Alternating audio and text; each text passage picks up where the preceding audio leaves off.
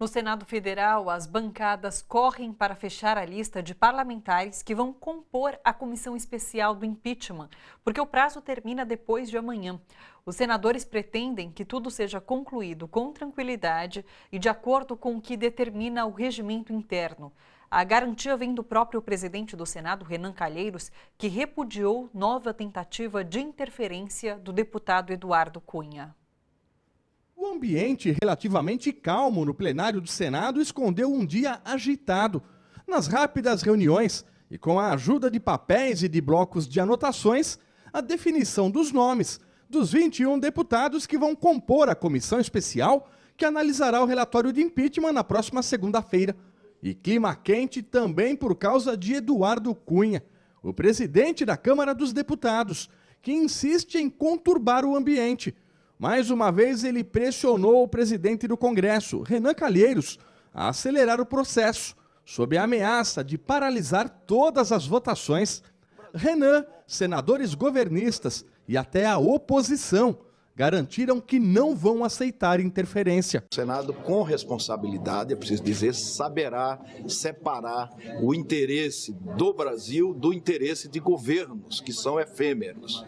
E quanto mais o presidente da Câmara tentar interferir no ritmo de andamento do processo no Senado, sinceramente, ele só vai atrapalhar. Lá para o dia 10, a comissão estará com o trabalho concluído. E lá para o dia 12, essa matéria pode estar sendo votada no plenário do Senado Federal. Nós vamos usar os nossos prazos, todos os prazos regimentais, para impedir que se consuma esse golpe. Se com relação ao prazo regimental há um consenso entre oposição e governistas, a discordância volta a bater forte aqui no Senado, quando o assunto é o nome do relator do processo de impeachment na comissão especial que começa a trabalhar na próxima segunda-feira. O primeiro nome apresentado na lista é de Antônio Anastasia, do PSDB. O PT não aceita. A gente acha, então, que o relator tinha que ser uma pessoa que fosse imparcial, que tivesse essa característica de dialogar com todos os lados, estivesse aberta à formação de uma convicção. O PT não concorda com a Anastasia, o PT concorda com Raimundo Lira para presidente porque reúne essas condições. Na verdade, o presidente e o relator têm que ter essa mesma condição. Chegar ao Anastasia, a gente já sabe que é um relatório a favor do impeachment. Embora tenha aceitado o nome de Raimundo Lira, do PMDB da Paraíba, como presidente da Comissão Especial do Impeachment no Senado, a bancada governista segue rejeitando a indicação de Antônio Anastasia, do PSDB de Minas Gerais, para relator do projeto. A bancada governista ainda vai negociar com as demais bancadas e o nome pode mudar até segunda-feira. Hoje nós convidamos a cientista política e professora da Escola de Sociologia e Política de São Paulo, Jaqueline Quarezemin, para vir aqui no estúdio do seu jornal conversar com a gente sobre a conjuntura política e o andamento desse processo de impeachment. Boa noite, Jaqueline, seja bem-vinda. Boa noite, obrigada pela oportunidade. Jaqueline, você fala sobre esse conceito de sociedade espetáculo. Como que esse conceito se encaixa agora nesse contexto político que a gente tem?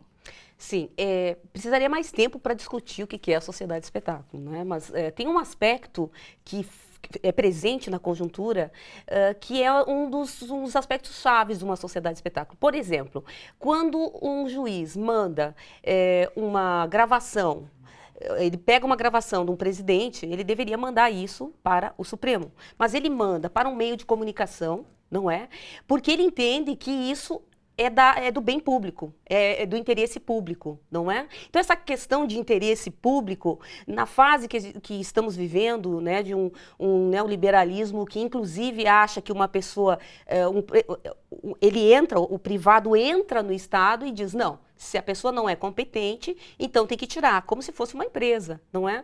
Então, mas esse aspecto do bem público acaba legitimando uma ação, não é? Em nome do bem público, quando, na verdade, há uma ilegalidade nesse processo. Então, esse é um dos aspectos. Nós sabemos que houve, na verdade, um alinhamento das elites conservadoras com o judiciário, com partes dos grandes meios de comunicação e pegando um Congresso bastante conservador, talvez o mais conservador da história, o que se viu no dia 17, não é? Quer dizer, foi a cassação de 54 milhões e 500 mil votos por um Congresso conservador, com uma parte significativa dele envolvido em corrupção, não é? Sim. E que a sociedade ficou extasiada diante daquilo, porque no momento que exige racionalidade, você não pode fazer um circo em horário nobre, não é? E as pessoas hipnotizadas na frente da TV assistindo tudo aquilo. Você acha que esse baixo nível visto lá na Câmara dos Deputados vai se repetir no Senado? Eu acredito que não é? Embora não pense que o Senado vai julgar muito diferente da Câmara, Sim. em razão do PMDB ter também a presidência da Câmara. E também porque a margem foi muito significativa contra o governo, né? Quer dizer, 367 votos é bastante. E aí, o que nós temos? Eu acredito que o Senado, até pela característica do Senado, de conselheiro, de quem consegue aprofundar mais o debate, ele vai chegar num outro nível lá. As coisas foram atropeladas, porque o que se vê assim, essa pressa toda em julgar, por que toda essa pressa? E cadê as outras questões, não é? A lista da Odebrecht, a Panama Papers, não é? Tem uma série de outras questões que deveriam estar sendo investigadas. A pergunta é, como que o Supremo permitiu que alguém, claro, no exercício do seu mandato, presidente da Câmara, conduzisse um processo, ele sendo réu.